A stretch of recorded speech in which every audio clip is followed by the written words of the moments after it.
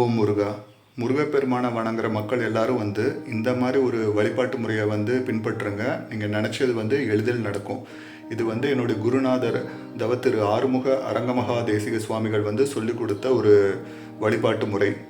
அது என்னன்னா, ஒரு நல்லெண்ணெய் தீபமோ ஒரு நெய் தீபமோ ஏற்றிக்கோங்க.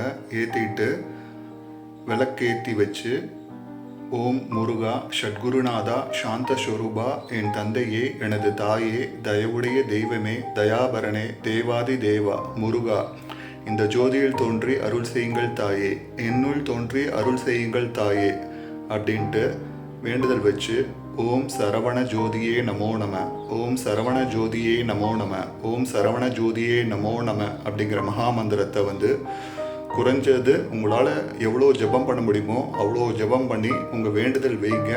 உங்கள் பிரார்த்தனை கண்டிப்பாக நிறைவேறும்.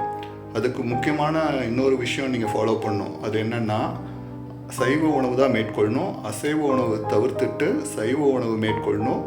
மாதம் 2 பேருக்காச்சும் குறைஞ்சது அன்னதானம் பண்ணும். அதுவும் சைவ உணவு அன்னதானம் பண்ணும்.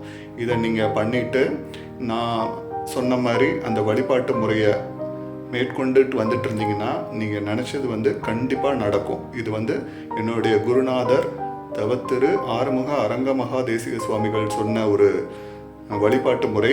இது சத்தியமான வாக்கு. இதை ட்ரை பண்ணி பாருங்கள், நல்லதே நடக்கும். ஓம் முருகா, ஓம் அரங்கா.